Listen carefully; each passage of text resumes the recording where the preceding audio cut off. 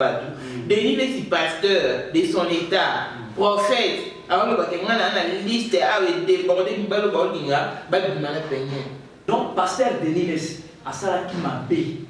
Ne connaissons pas peigner il faut le canza de madame parce que pasteur Denis les a aidé été. Je vous dis prophète Denis les a aidé été. Pasteur Denis les étant que pasteur, il est comme un grand frère Yamaï Kalamba. Mais moi-même j'étais témoin au monde. Dès que je Nicolo que non a commis un pasteur pétage, a commis un pétage. Mais puis son anglais pétage ça mon toit à Bandi Boma. En anglais c'est comme ça, ça mon toit à Bandi Boma. Ce qui peut-être un musicien païen à lobby pour la peignière, moi je comprends, tu vois, mais pas un serviteur de Dieu comme le prophète de Nimes. À quoi on va monter? À quoi on va monter qu'il y a une liste de Bali, Bazoya Babala et Bonamo. Si quoi ce qui y est à Balité. Ou bien si vous avez qui na liste ba bali péniente si vous via péniente les wapi homme de Dieu man kalambai ezali volonté na yo soko le mozon de saïd ezakaka yo mais bon nga conseil na opesa yo luka kimia na ministère là mama na famille na Afrique du Sud na tamboli Kenya na Nigeria Zimbabwe de Zambie pays misusu awabo na tikali komona makambo oyo esalamaka epa ya pasteur congolais epa ba pasteur congolais na ba pasteur anglophone te Kota Sabone Mireye Kalala Elise Madiame Azekomera Kota Fema Sabone Kota Sabone Mireye Kalala Elise Madiame Azekomera Kota Fema Sabone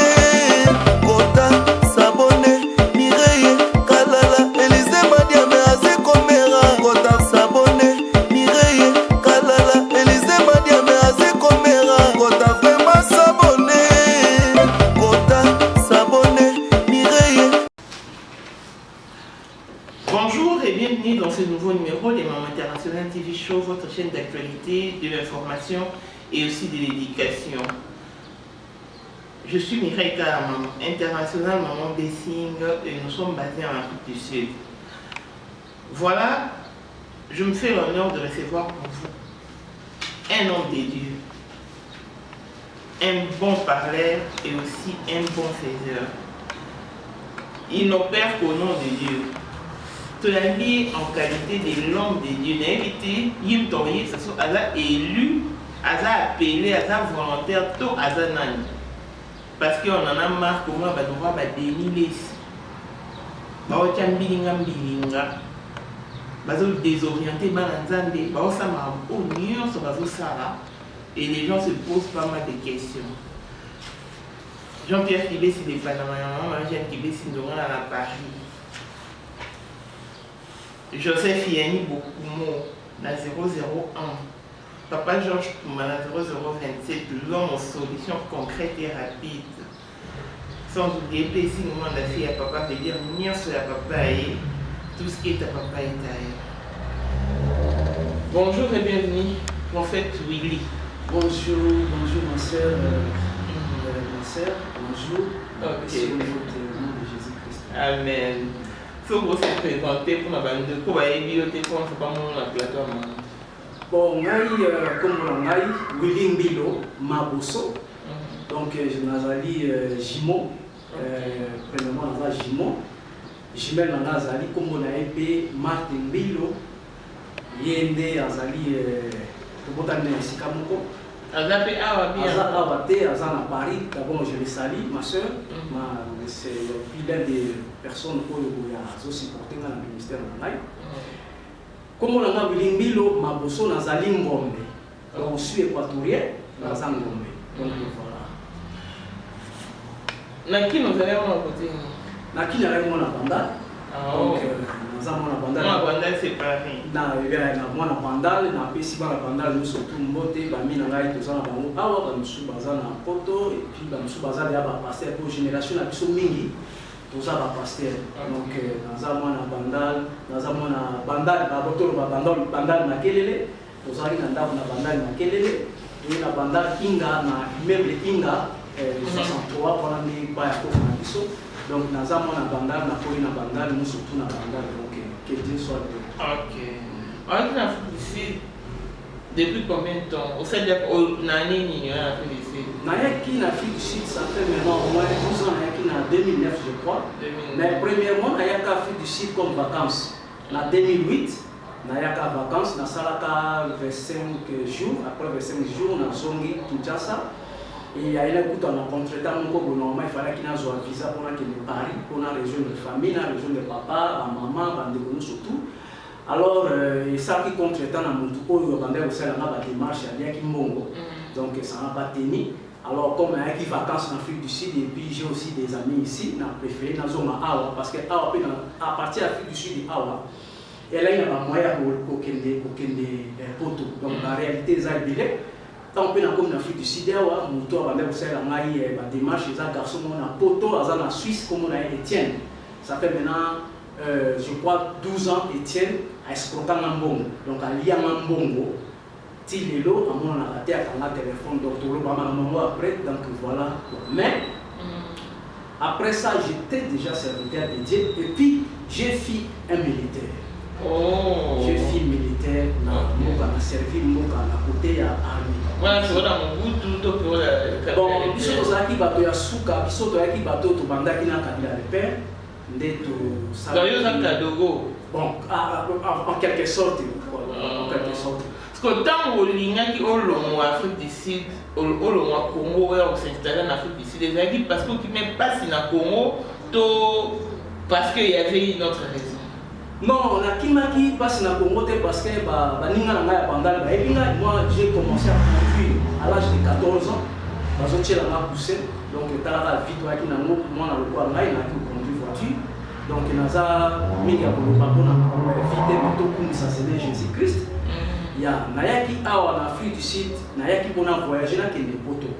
Alors, des symbolités, on a solo basikope à la mission pour aller bakeno na zaranaye na kansakaye na mbongo kwa eskrokanga tilo na zalia wa mezaki ka ba pour nzambe.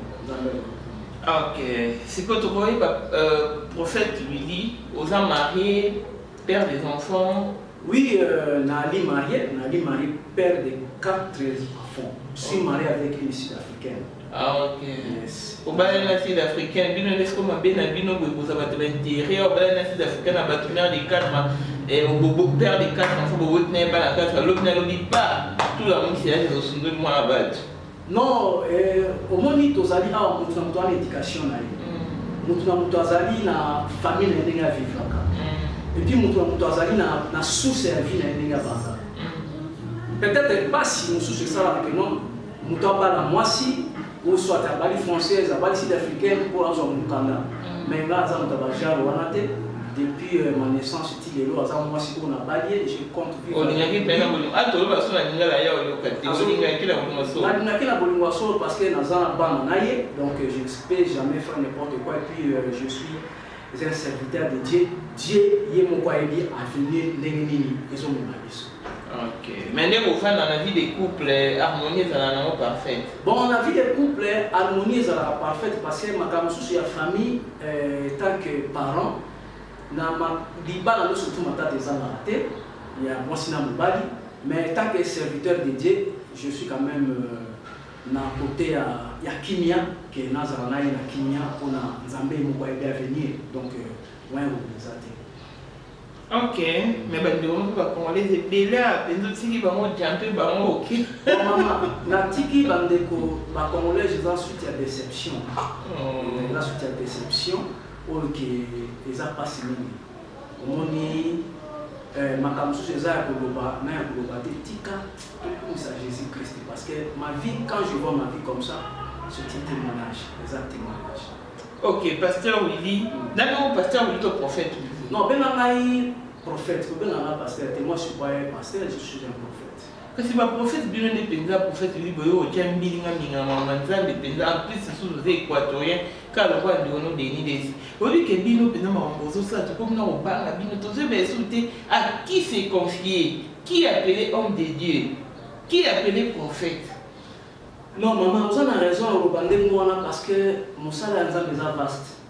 Il est vaste dans le ministère, selon cet esprit, à inspirant et puis, dans la révélation, oui, que Bible dit qu'il y a des élus et des appelés. Maintenant, on a savoir que dans Moussala, nous avons 4 branches, dans la génération, nous avons tous élus, tous appelés, tous choisi, et puis tous volontaires. Et puis, ceux qui ont 8 ans, on a expliqué. Tout le monde a l'esprit de dire oh comprendre ce que moi je suis en train de dire. C'est qu'on a 4 catégories, nous voit des verset.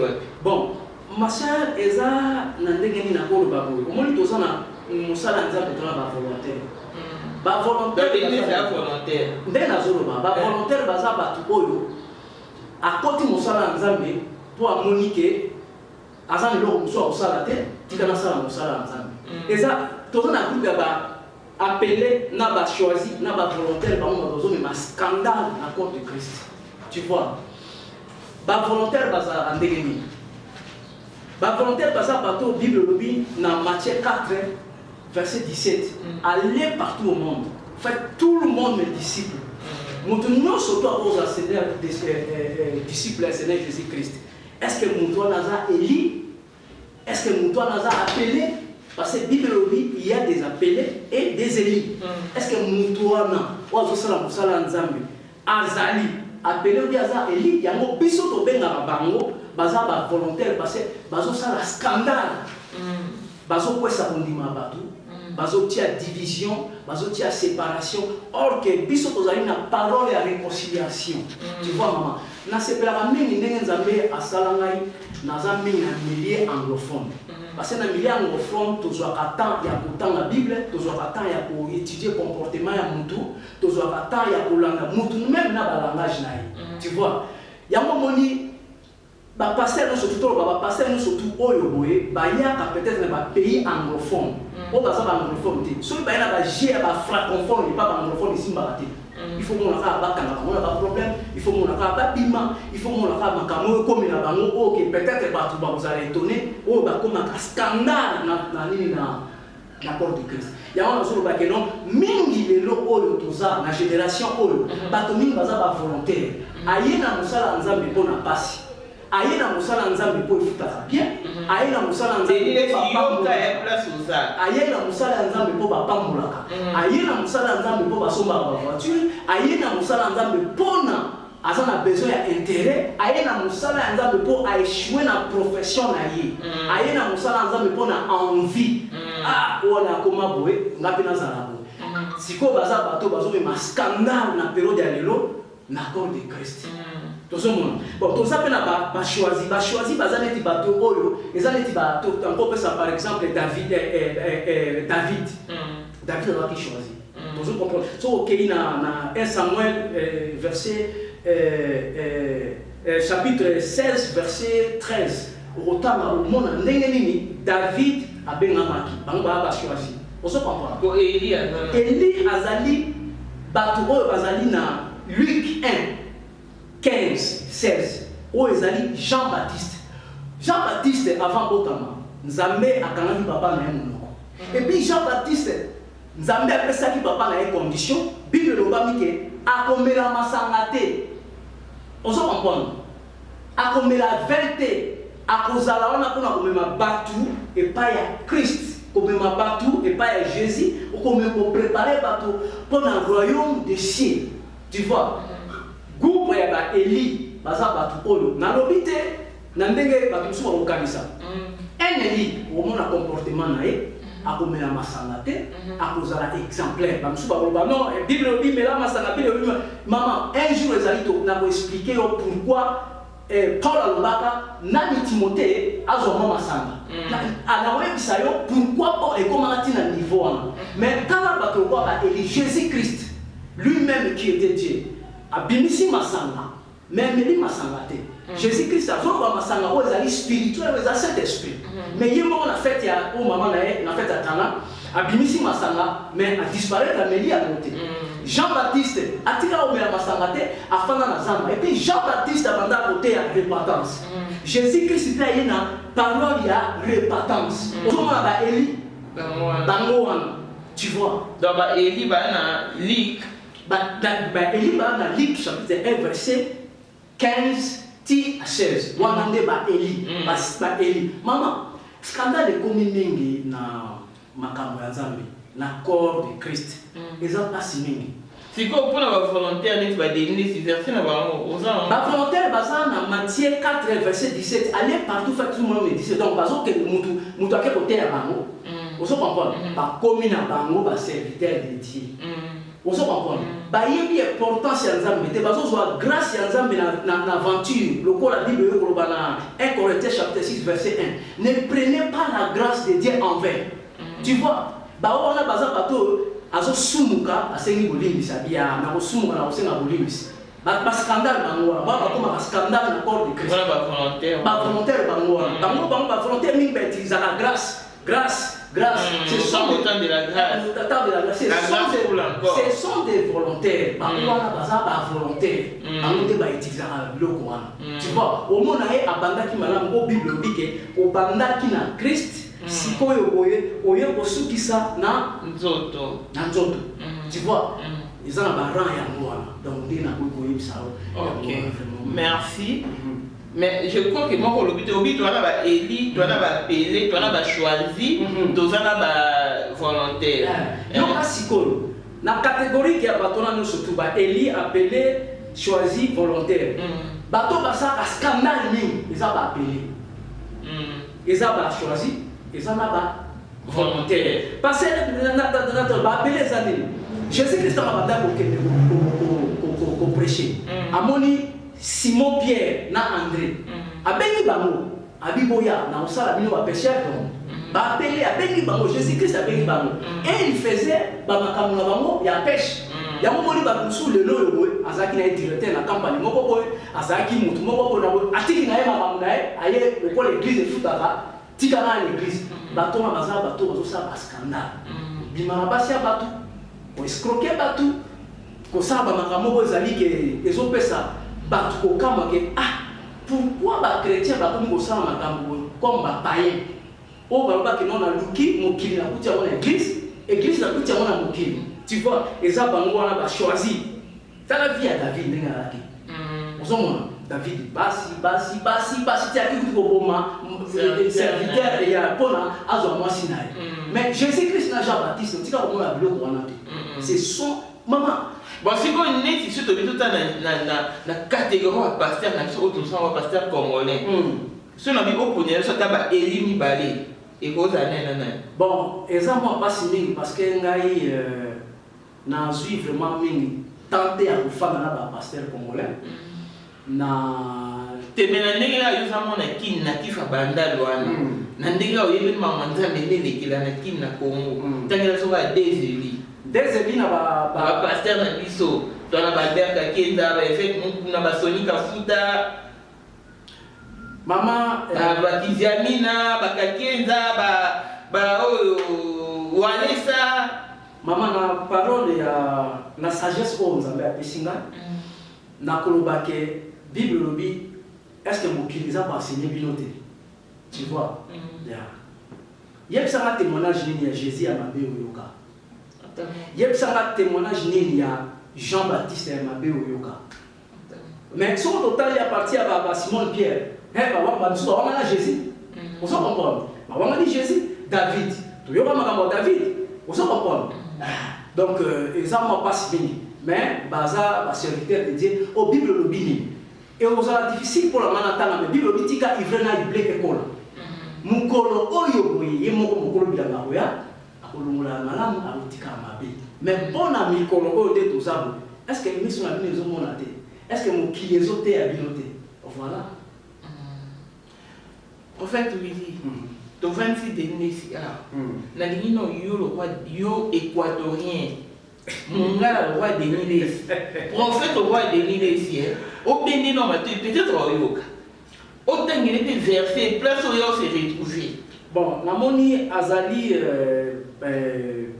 homme de Dieu nazana eloko mingi ya koloba na yete soki azali moto ya esprit yemoko akoyeba ke azotambola na esprit tu vois parce que nde tozali ya mama tozalaka conscient ke nga naza moto ya nzambe tozalaka conscient ke nazosalela nzambe mpona ngo tozalaka conscient ke biso ndenge tozali awa bobien peut-être nga nde nazali awa nasalaka mwa eloko moko boye na molamo mais nga nalobaka nini mama eza na verset biblique moko oyo ngai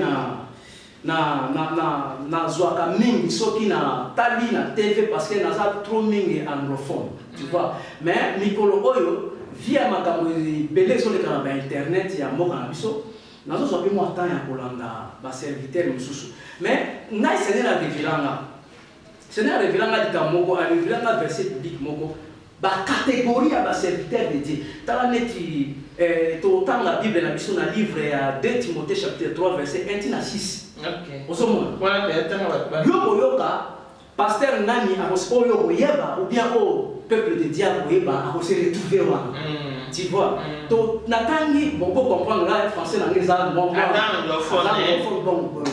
je sais donc nazotanga parce que on a édifié bato pipo bato bayeba ke bozala na verset biblique oyo so moni mosala ya nzambe azabu kotie kaka na 2 Timothée chapitre 3 verset 1 à 6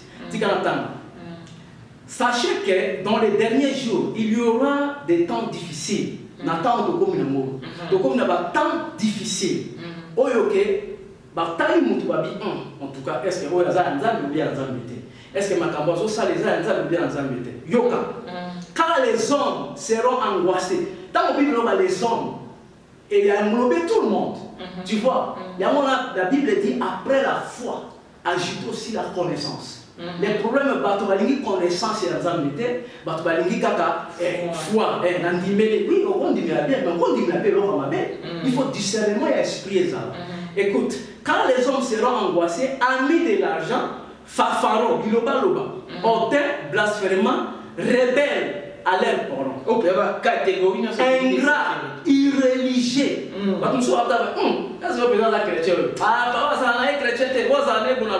irréligieux insensés déloyaux calomniateurs intempérants kanda intempérants crieurs amis de l'argent amis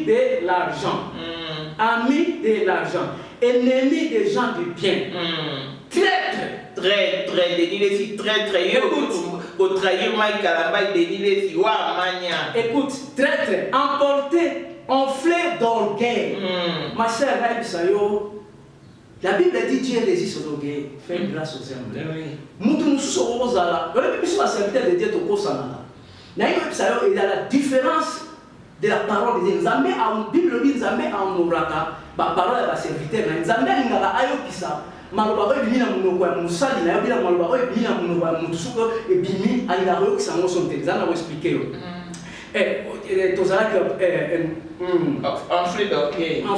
enflé d'orgueil aimant le plaisir que Dieu balingi plaisir mingi que Nzambe ayant l'apparence de la piété bakosanaka ke bazotambola obanga Nzambe azoloba ozomona ke azobanga Nzambe mais na kati na ye abanga Nzambe azoloba c'est la vérité pour les mais reniant ceux qui ont fait la force bawanganaka oyo sala mbokasi na bango non ezanga ngamna bato balobaka ezanga so ezanga te so ezanga te nde zaboui so na lobaka te so na prophétisaka te nde maman j'ai eu beaucoup de prophéties que j'ai donné aux gens que j'ai donné même aux autorités ya mboka na biso nalingaka koya kobango na TVT ce n'est pas important c'est pas important on a besoin que les gens sauvent les âmes sauvent vous voyez et puis la Bible continue encore dit éloignez de toi de ces hommes là batonde mona soko mona bango bato bazana basinyo longwa pembeni na bango yoka lisusu on les parmi eux qui introduisent dans les maisons et ça na kati na bango mingi baza ko mi kota maison ba mi kota na kati ya musala ya Nzambe bazo kota na kati ya Roma et qui captive des femmes d'un esprit faible bazo kanga basio baza un esprit faible tu vois batonde mona musala na ko kanga basio baza un esprit faible ya mona robaka mingi omoni bande mona biso ya basi koza na discernement ba problème ezalaka te et même bino bimema na po okendo mema problème na ba mutu susu obebisi makambo na yo obebisi vie na yo obebisi oyo surtout ngake koma liboso na yo Bible obinde ngwana captive des femmes d'un esprit faible, chargé de péché, agité par des passions de toute espèce. Aux hommes, ceux qui m'ont servi dans la possession, ceux qui m'ont servi dans la possession, agité et après, il y a quoi qu'il y a pour ça, il y a pour ça, mais si quoi, ce un serviteur de Dieu, on ne peut pas l'amener, on ne peut pas signe les abonnés. Bible dit ça parce que parce qu'on renier foi. Tu vois, bah comme il y a occasion de chute et pas dans bas. Donc aussi ce temps. Na sisi kotan bah comme il y a occasion. Si tout est maintenant en place au pays captivant des femmes en esprit faible wana. Si ko tout temps non makambo ils ont ça maintenant parce qu'il y a des actualités. Yo pasteur, moi si y a musicien maman bana musicien chrétien aposté yo alors bible qui la pasteur ko tout le monde a peine la posture de l'Église, c'est pour qu'il y ait un pasteur. À son numéro, il a dit que c'est des kings. N'est-ce pas des kings? Si vous donnez le roi prophète, le roi Moussa, tant qu'il y a un qui moi si le roi Péniel, la nuit toute ma place au big captivant des femmes en esprit faible. Attitude, il y a des choses à il y a des gars à Péniel. Bon, je pense que les Péniel, à qui n'est pas prophète de l'Église, on a Azwa Lissungi. Tu vois? Mais namoni Lissungi ango esala mi penzate parce que même attaque que mobile a boya que bien mobile a linga quitté étant que l'homme de Dieu, étant que pasteur protecteur de brebis, il fallait pas être comme un niveau où il comment que on a maman internet oyo et koki ko matisa yo et koki ko kitisa yo ndenge bakatala biso ils ont pas l'équipe qui sont maïs. Ils ont pas l'équipe qui sont la connaissance de la parole de Dieu. Ils ont pas l'équipe qui sont na koyeba makambo ya Nzambe parce que na corps ya Christ c'est complétera. Ce qui nous doit être senga aide pas na yo. Il faut aider spirituellement, non physiquement. Tu vois, les compagnons, je pense que dans l'esprit naïe azaki na besoin azwa lisungi moko o ezali spirituel. Pour aimer ma solution na problème mais quoi ça mais je ne sais pas ce qui est ce qui wapi. Bon et ceux qui va lesquels avec l'émission bah c'est l'émission na l'émission on va ça qui va lesquels à des na plateau bah dénigrer Mike Kambai na poto penye na ba Mike Kambai a pesa 700 à qui na présence de Denis c'est levé pesa 500 et puis l'autre moi comme comme signe parce que toi bah photo le bateau ça on ça là pour on sunga bateau Denis est pasteur de son état, prophète. Avant le bac, on a une liste avec des bordées de balles au dinga, balles de malapénier. Et donc tout ça, Denis est moi, le bac, non, n'a bien Mike Kamba, n'a bien péné, le bien zoé à tout ça, l'émission, Mike Kamba, le bien beau ça, n'a bien aussi au ça. Pour n'a eu penza. Au cas où j'ai ma maman. N'a pas jugé que non, prophète Géniles a joué avec la sagesse. N'a pas la combo de Géniles. Na kotala en plein délire ça sent na Congo. Et puis na kotala ndenge azali. Aza papa oyo boye ba jeune ya lelo, il faut pas que les causes conseil pas naï. Aza papa oyo, il faut azala modèle na ko makambo ya mike pona epesa valeur naï. Tu vois, au moni et là on a ko que non pasteur Denis asala ki mabe. Tu vois, lelo yo soki mwana mwasi wana. Na ko sa ote maman. Bato batala biso ba vie oyo bato batalaka lelo peut-être na ko loba que non ndeko na biso penye il faut lukanzambe malam parce que pasteur de l'Église a aidé. Je vous dis prophète de l'Église a aidé. Voilà mais que peut-être au moment avec pasteur de l'Église a comme na suka atiki na makambo na et moi na bato tika ko telenga na bon or que moi na bato za na besoin de solution. Tu vois, l'apparence est parfois trompeuse. Maman, muto ko zala que non aye pa na zo la face ya malamu.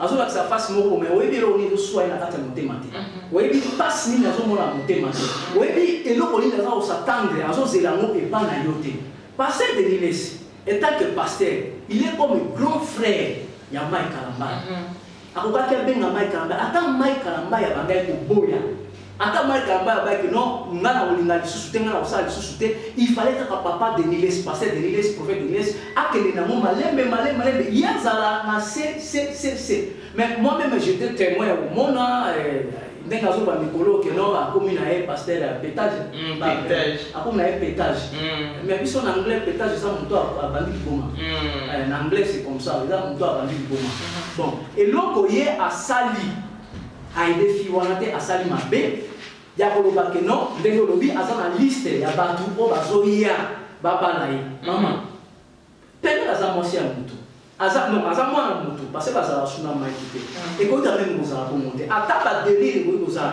soki peut-être un musicien païen alobi bongo mpona peniere moi je comprends tu vois mais pas un serviteur de Dieu comme le prophète de Nilesi akoki koloba bongo te akoki koloba bongo te ke aza na liste ya bamibali bazoya babala ye bonango sikoyo soki ye abali te ou bien sikoyo soki bamibali oyo eza na bango na liste babali peniere te sikoyo via peniere ekozala wapi Pasteur de Nilesi a aidé, homme de Dieu a aidé. Il est conscient qu'il a aidé. Parce qu'à l'époque, il y a comment avoir ensemble quand les tout classe à féticheur, mutabakisi, mutamamabé, mutamamabé ndoki, wera.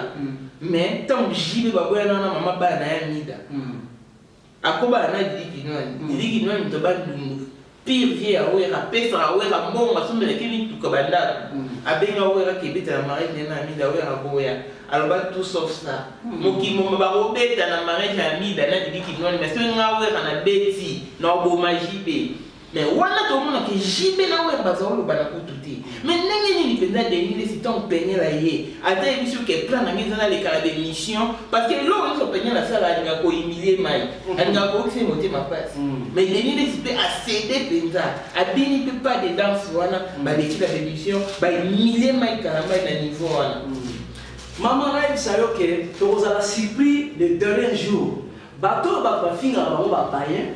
Bateau ba finga ba musicien mokili ba elinza mete baza ba féticheur to kozala surpris un jour. Bango na paradis biso bateau to benga ba sala nzambe tozana faire. Bona comportement na biso. Oyebi ke bateau ya mokili ba komi pe kote ya biso. Biso ba pasteur le to te ya bango bazo te ya biso na ba acte oyo baza proposer. Tala muto ya mokili a poser loko bon ba excuser nga muto. Tala na tata wera son aza grand frère na biso abanda akanisi eloko wana akanisi amitié wana na camarade na ye ata baza na makambo mama tala David na Saul ezalaki ndenge ntango bali na problème David akuti Saul baye oyebisa David keno Saul aza kuna kendo boma ye po alukaka boma asala ina bino problème eza ngate nzambe moko asan chargé na ye nga na bona simba makila ya bato tu vois ndeko oyo boye akendaka azwaka epée akendaka azwi epée oyebisa etala na koke kobomo me na bomi ote nazwika epée na ye oyebi epée wana eza nango signification ya epée eza nini signification ya epée na génération ya biso lelo oyo saint esprit aza kojoue epée ezali motema mabe ozo comprendre donc alongoli ye motema mabe ntango Saul atali abia en tout cas abizongi na place na ye tu vois eloko nani oyo boye ndeko wera so na sala pona jibe alongola jibe eloko moko na motema oyo ezalaki nango azalaki nango contre wera so na tabi muto tosolola na ye te toza na baguerre mais asali acte lelo tabolingola bango ndenge ezali nga aza mona bandala nakoi na bandala bato wana mibale nde bazali wana yo tonga wera okoko ekomi ba jibe tonga jibe okoko ekomi ba wera mais biso ba chrétien tozo koboma na boye ndenge David asalaki eloko wana te mais pourquoi biso ba chrétien tozo sala eloko wana ndenge mais Denis ne s'attendait à tenter ba moment nyonso ba passer na mai kalamba ya bengi sa mai kalamba na église na Arche de Noa yemba na ba campagne na salisa na stade mai kalamba ayemba ya participa mais ya moni lo wa ko remercier to ofuta mai kalamba ko likana mama bana na ye parce que le loto lo ba prophète Willy et l'autre nous se comme la dernière en vient on a touché mai kalamba pourquoi ce qu'a tenu la scène comme tout le monde a tout le monde a tout papa n'a été pasteur tout le monde a maman mai kalamba tout ça papa bana peni ni wana qui mai kalamba est qu'elle n'a pas si ko pona ni bino ba pasteur à lelo na habité vous avez sagesse et là parce que vous poussez une si kanzambe to monde le roi de l'église ça pour ça ni poison on a taillé le on a pétage maman tant que le baboye ye moko azali mutu oyo azana quand même expérience na mosala nzambe na ebisio ke soko moli mutu azande mwana azana catégorie ya ba volonté tu vois lifuta oyo boye mai kalamba azelaki epai ya pasteur Denis Lesi eza yango wana te. Et puis nani peniel ndenge azali wana eloko azelaki mpe pa Denis Lesi même ata azosala l'apparence eza ndenge wana te. Et peut-être ndenge azali wana ntango mosusu azoregrete. Peut-être Ndenge Peniel, parce que c'est elle qui a approché Denis. Peut-être on a dirigé qui Peniel pour Denis a repêché à l'onglet dans ma baie, à recadrer. Mais Denis a côté ici sous Peniel la bougeotte, a côté bien la bougeotte au bon niveau. C'est ça le mal. Tu vois, c'est ça le mal parce que Ndeko Peniel a yaki pas Denis Les pour la sungi, a pour le long parce qu'il dit que prophète Denis Les a une relation na Mike Kalambay, sikoyo boy et comme un niveau ya boy. Wapi Christianité, wapi maman na fandi na Afrique du Sud, na tamboli Kenya, na Nigeria, Zimbabwe, Zambie, pays misusu awabo. Na tikali komona makambu oyo esalamaka. Et pas ya pasteur congolais, et pas da pasteur congolais na ba pasteur anglophone. Ba pasteur anglophone bazali vraiment soudé. Makambu na bango basala ngo c'est ba cause na ba problème na bango mais ba okende nango c'est oyebi maman ba anglophone na sepela na bango makasi parce que bazala na ministère ya pardon. Tu vois ba yebi ko pardonner et puis soki anglophone na siliki soki pardonner et puis anglophone na basa likambo réfléchir saka atala kanam likambo na ngasa est-ce que ça bien ou bien ça bien et puis soka sali likambo wana par après ata bolandi bosali ba enquête pour mona non mtu wana sali boye ezali pona boye mais biso te maman ozomona na l'œuvre de Dieu ba volontaire ba leke belé surtout na internet oya mboka na biso ba volontaire ba leke belé comme kaka mutu akobima aza besoin mbongo apesi asali bona mama biso ba oyo ba grâce to nzambe asali la rapport na biso soki ezala tozala bato toza ba orgueilleux mpe tolingi ba en plein nde mokili mobimba ese eyeba biso nde bato mpe baloba ndenge baye koloba ni koloba mais tozotala nini corps de Christ toza na besoin ya ba ame sauvé. Tu vois tokomi na temps ya fin oyo boye bato mosusu akokoma motema makasi mpona comportement ya serviteur de Dieu. Tu vois atala biya adi bino bozoloba na bato ke non tokomi na temps ya fin mais tala moto azosala ntango biso baserviteur de Dieu bakomi baoccasion de shit ya bana ya nzambe moye bato baya epai ya nzambe eza te mama nakosawa te lelo oyo boye na bapays oyo biso toza libanda bato mingi ebele bafanda na banda balinga soki okende église te mpona bacomportement ya bapasteur mpona comportement ya baprophète bazozwa avantage na vie ya bato. Or Seigneur Jésus-Christ nde toprésente Jésus toza na baintérêt mosusu te na mokili boyo mama si tu es appelé et tu es homme de Dieu présente les âmes devant Jésus que Jésus mosala otindai na sala tala ba âme chaque jour naza ko recevoir ba âme chaque jour ba âme baza ko recevoir comme Seigneur et Sauveur mais pas sur le problème. Ok pasteur Olivier n'expo parlant de Denis Lesi mec ambe na Peniel siko communauté na biso peza la communauté mo ndenge ba no so ba comme siko kana posa ba fond sa mec ambe limbisa Peniel mama bana na éviter le roi serviteur de Dieu. Surtout le monde serviteur de Dieu, on appelle non mobile. Makambo et cela mis la vie en main quand même na Peniel. Tout le monde serviteur de Dieu, tout le monde a ningo ça mobile. Moi ça salue ne Peniel, ça salue main quand même bon. Yo siko bato comme subozo mana moi sur yo le roi mobile. Décision est là. Maman la polo ba nini Bible lobi na 1 Corinthiens surtout que na 7 to kititi na sekuna Bible loba que non moi si soki akwei mobali akotombolai mobali soki akwei moi si akotombolai eza moi meni moi tokanga te eza mpona temps mais la Bible dit surtout okei na Bible na Hébreu verset 13:4 Bible dit que le mariage soit honoré de tous. On comprend par tous. You understand? Sorry. Que le mariage soit honoré par tous. Mais si koyo na kaya Peniel na ya Mike Kalambay tika na bandela na yo na yipselo ko moko boy ma sœur mariage na bango il paraît que yoka ke bazongi sambo et c'est comme ça mariage aka au $21 ya libala donc bazongi si famille mobile première si bazongi $21 et pas Mike Kalambay mais maman le quoi bazongi ça $21 physiquement na libala ezate Vous comprenez? Et comme impossible physiquement, à Zongilaï. Ngai étant qu'un serviteur de Dieu. Maman, na vie na biso. Et attends, maintenant le roi mobile, serviteur de Dieu. C'est le roi mobile. Le roi mobile, il a un Zongilaï. Jamais un Zongilaï. Tu vois? Na ba scandale oeliki, na makambo oeliki, et tant que mobile. Na pose toujours la vérité. Toujours la vérité. Na moi na occasion de shit et puis na boy na moi si ande moi na Zongisaï na ndako na za na rien penser. Tu vois? Parce que maman, bolingo zelo comme sous eza eloko mosusu. Tu vois? Ya moni ba mutu azoboma mutu likola mwasi. Mwasi azoboma nde moninga na ye mwasi likola mobali. Bolingo zelo eloko moko eza sensible. Et puis mutu oyo ko fanda na ye durant toute ta vie. Tu vois? Fanda na ye na ba remorte. Tu vois? Ko fanda na ye na ba remorte, ko fanda na ye na okabisaka boité. Et surtout ba komaki na stage. La stage, il y a aux ongles qui sont bons. Tant que les ongles qui sont bons, c'est vraiment physiquement le bal et kabwani. Maman, nani kabwani bal ensemble après ça du choix. Ils ont commandement. Vous comprenez? Ils ont la choix et puis ils ont la volonté. Ils ont la commandement. Tu vois? Pour nanga étant que men, étant que mobile. Moi si sur la salle na bongo na aux ongles là été. Tu vois? Mais sur aucun paramètre, il y a parole de Dieu. Parole de Dieu. Le roi serviteur de Dieu. Le roi serviteur de Dieu. Le serviteur de Dieu, la Bible dit le pardon couvre une multitude de péchés.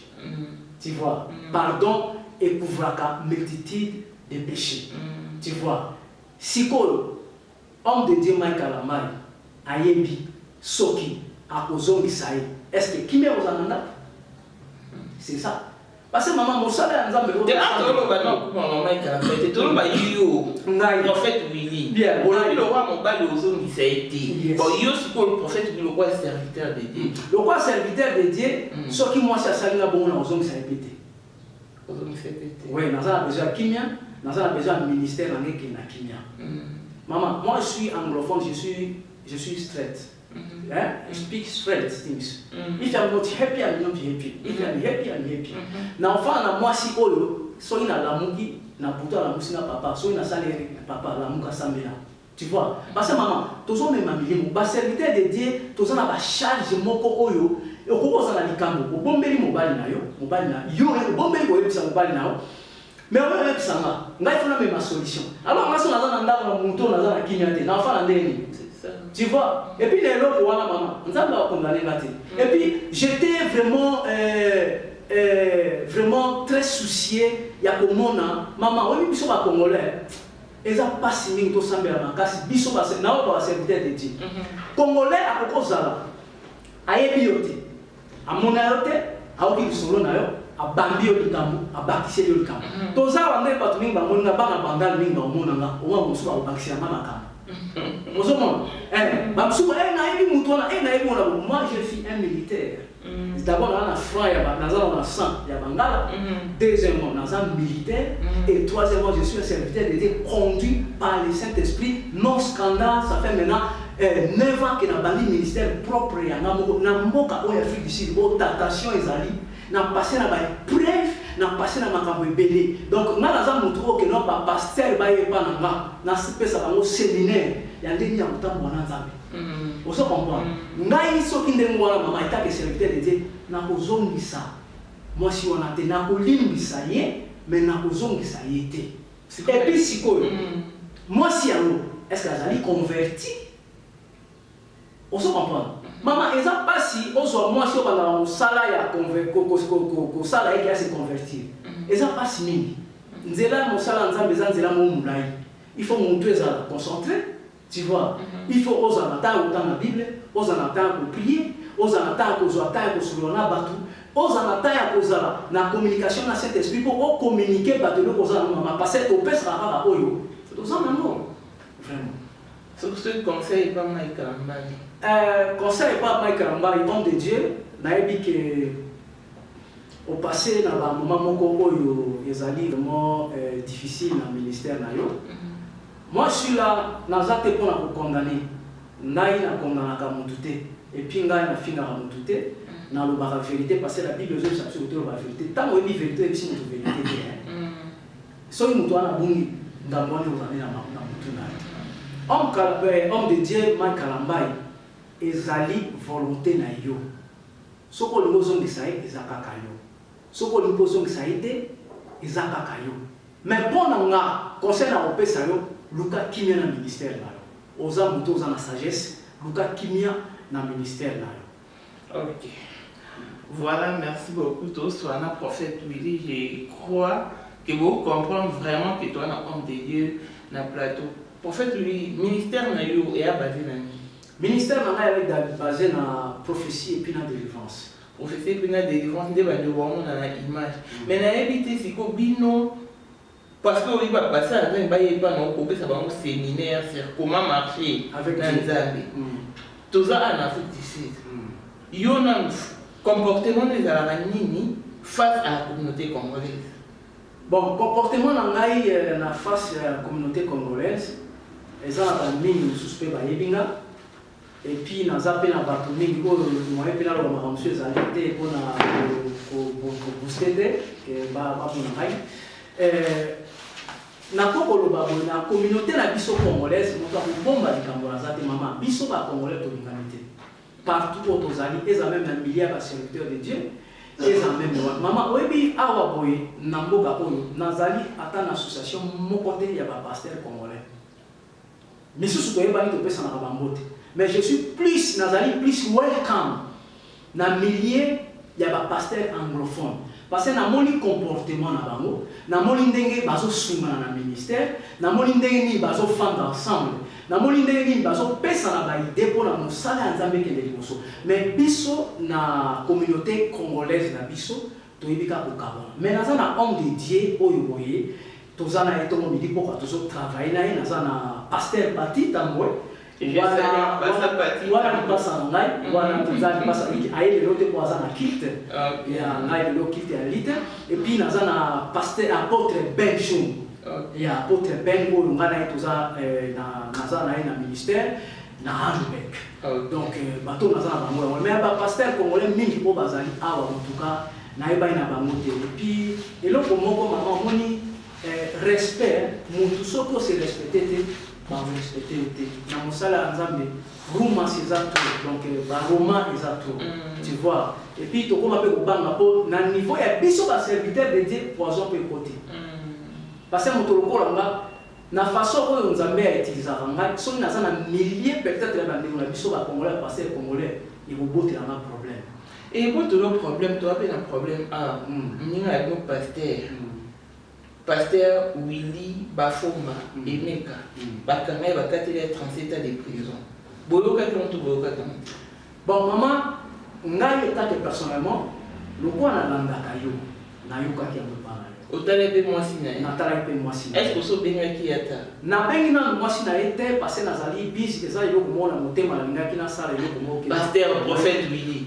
bazali banda na États-Unis ba maman Céline Miezi alors musala obenga mwasa na chaque jour aye bata olali ndeni na bano na mkindeni mamedisi na pese mbote mais jusqu'au pasteur bisi depuis mwasa na lekala teveti lelo atela obenga po oyo komeni muninga lo pe ko komeni maman ozana raison mais ngaza ka mutu afan parler na kokaka kokosa te na ebiso ke na zuna otana ko benga yete na zuna otana obenga mama te amoni idée na zaki na idée ke na kutana na ko benga ye mama poni oza malamu olali bien oui na kobenga ye mais yele na zana zana kosa kobenga ndenge wana te tant que obenga ye aza ko espérer quelque chose tu vois to bomba te aza ko espérer que non ndenge mutu abenga et surtout soit na se présenter que maman naza pas prophète bona au mona mbamo que na o penza za ndeko tu vois et après ko solona ya kozela quelque chose pour afutanda ko alia azala l'aise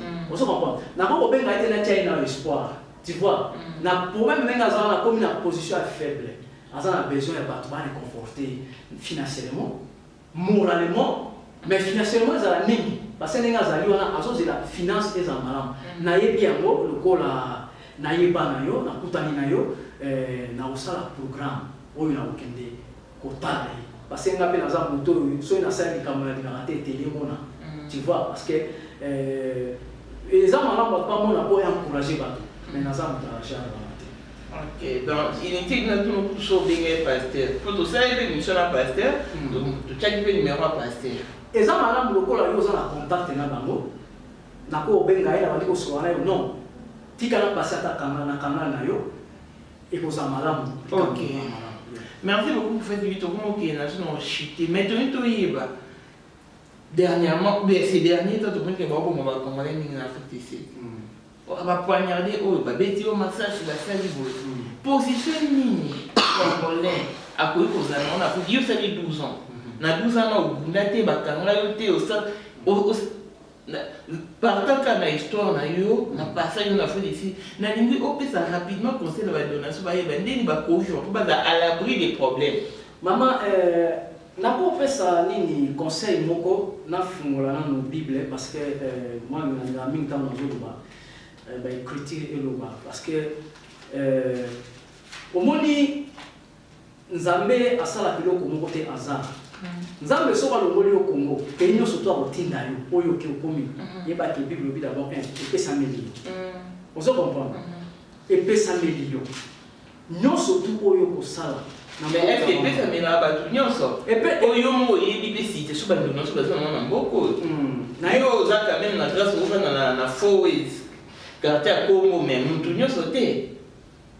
Bon, maman et nous lo banini, na lo banam moni ndenge toali awa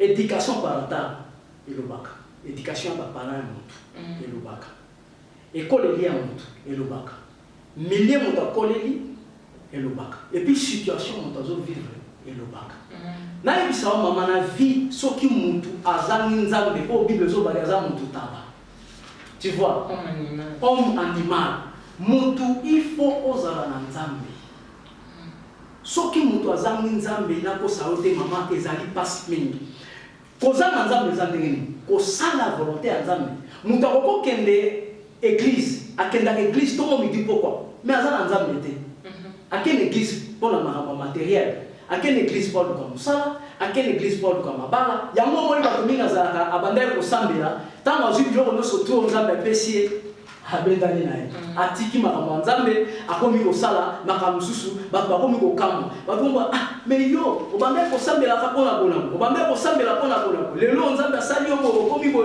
tala siko ndenge kokomi akomi siko ya scandale na mboka oyo mama ezali eloko moko kaka kotambola na kobanga nzambe tambola na kobanga nzambe kosimba eloko ya motu te kobima na mwasi ya motu mingi awa boy na fait ici maman na sali 12 ans na 12 ans on a sala na tika ko zwa mbata ya mutu moko te batika ko reprocher ngate parce que d'abord un atia nzambe mboka oyo maman eza mboka mo eza très dangereux que nature ya mboka oyo eza ba enseigner biso tu vois na etamboli na biso na elobeli na biso na comportement na biso soko tali bandeko mingi ba congolais o bazo kufa awa na mboka oyo soko sali constant na sepelaka na mingi parce que ozali journaliste monene na mboko mpe ozali journaliste d'investigation eza na makambo susu oza nango mpe ya secret olingaka mpe koloba te soko olandeli liwa ya ndeko olandeli ndeko olandeli nini akufi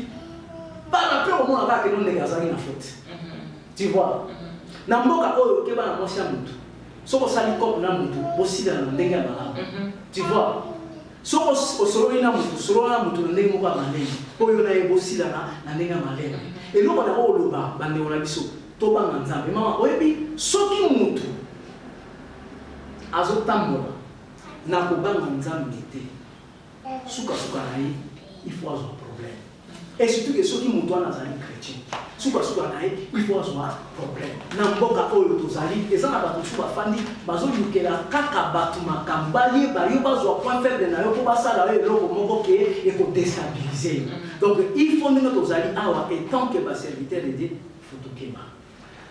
Voilà, il faut que les temps nous est parti, touche pratiquement à sa fin. Pasteur lui dit, prophète lui dit, il y a un petit souvent à Badou, au peut s'embotter et puis au mot de la fin.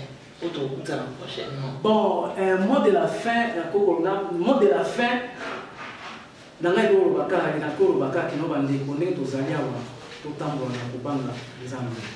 Il a mis au bas, Bible obi na Deutéronome 28 verset 1.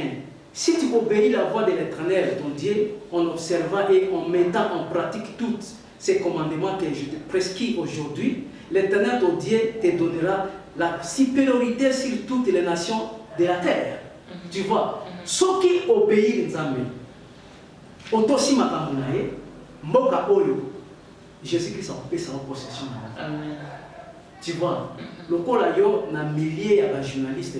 Nazo lo babo nazo kwa kila wa fleur parce na Bible pesa. Paul ba ka pesa mutu bombote. Pesa mutu mote. Musa na wo sa awa. Biso on super to zo ta ya ko investir. Que non a. Sera lo Bible c'est exact comme ya solo. Sera lo Bible bina linga ka yo mingi nzaba pambola parce que soki osali opesi information et que information ne kena ba contradiction ozomaka. Olobe ya mbebande ko mususu ya journaliste ba ba monter. Merci beaucoup. Batikala osala ngote wana nde mabe ya ngwana komema bato na ignorance. Tu vois, Bible soki olandeli makambo oyo osali observer makambo oyo Seigneur Jésus-Christ alobi na yo. Nzambe apesa wa possession ya Afrique du Sud, mama na kosa ote. Bato mosusu ba Afrique du Sud pasi bato azo souffrir. Souffrance est partout. Même moto azo na Jésus-Christ ça va plus que vainqueur. Parce que toza wa makambo aussi la bisote makambo. La protéine un peu égyptienne de yamote ya benga kutobi mamne kinga na Afrique du Sud na bien na son de coiffure na entreprise na c'est une femme. Mais c'est là au filmer habité ko filmer nga ité mais faut peut ça peut témoigner de Afrique du Sud. Toi le prophète William va na fowe. Kota ba laisser go. Ne côté prophète avanda. Ozomona ke mutu mo baza béni. Oh deuxième fois et pas dans la première fois quand on tout comme sous le point non tout comme sous. Tu le dis que elle est en souffrance. Bateau peut baza béni bazali. Mais en tout cas la communauté congolaise tout changer tant bon abisso parce que tu as beaucoup famille. Mais si on a dit que Kolo alara admet dans ça bateau, ça une coopération mauvais et tourner ma vie. C'est vraiment déplorable parce que pour faire plus de comme na souka, so ko pesa ba mbote. Na opesa mbote na lipasa ngai. Tantine Abana, Tantine Martin Mbilo. Martin Mbilo, on appelle la question de temps collé parce que on a payé. Yes. Si petite sœur la biso, moi la biso asuka Tantine Bibi, baza batukoyo, basi portement la ministère na la Mbilo, na Apolline Mbilo, la femme vertueuse. La femme vertueuse, Apolline Mbilo. Ya, na pesi grand frère na ngai na Canada, Jeff Mbilo, na pesi mbote, na pesi grand frère na ngai bienvenue Popo, le professeur. Na pesi bango mbote na pesi bato surtout bazo soutenir ministère na pesi mama Vivi na Nantes na pesi mbote na pesi bande kolanga nyo surtout o tozana bango na kati Afrique du Sud na pesi bango mbote nzambe azana na biso puis na pesi camarade na ngai oyo to kolana ye apesa nga mingi ba conseil et puis assemblée la na ngai Gastino Bombito.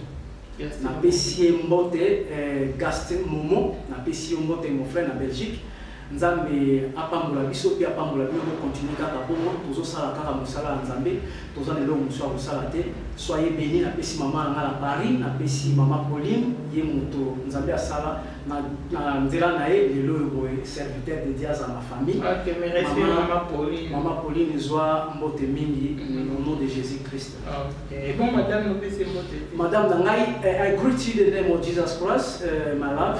I love you so much. I thank you for everything you are doing for me. And I know that God is taking us somewhere. Let us leave everything in the hand of God. I love you and I bless you. I bless our kid. Na pamboli banangai Josué Mbilo, na pamboli Joshua Ministère, na pamboli Benjamin, na pamboli Tabitha, na pamboli Isaiah. Thank you. OK, merci beaucoup. C'est pratiquement la fin de ces numéros. Si vous avez aimé, dites merci à Paul Monde, autrement les Porsche, qui est un modèle chanteur envoyé de monstre blanc. Likez, commentez, partagez nos vidéos. Et si c'est votre première fois de tomber sur cette chaîne, n'hésitez surtout pas de vous abonner. Et aussi cliquez sur la cloche de notification pour avoir toutes nos vidéos en ligne une fois postées. Petite sœur propre Cécilia la servante. Donc vous s'abonnez bien à Cécilia la servante. Na AMK officiel Aminata Kalom, petite sœur propre à Élysée, Madame de mon cœur. Tout option vos souvenirs n'a pas la Merlin, Jordan Mamba Béton, le cœur de sa femme, Vécation car la maître c'est le roi papa Nétan, n'a qu'un jour Noël Mira et Chitéa. Élysée Madame de mon cœur, l'impératrice Betty Kalala. Na pesi pe sous maman pasteur Blandine Kamona, Bangona pasteur Kamona, na pesi bino Mbote, pasteur Mwamba Kamona, na pesi Mbote, na pesi pe maman Rafi, maman na Skyla, na Maël, na Norvège. Que Dieu vous bénisse au nom de Jésus-Christ. Vali Matombi, petite soeur propre, en tout cas je vous aime. Longévité et bonne santé à tous. On se retrouve au prochain numéro. Bye bye.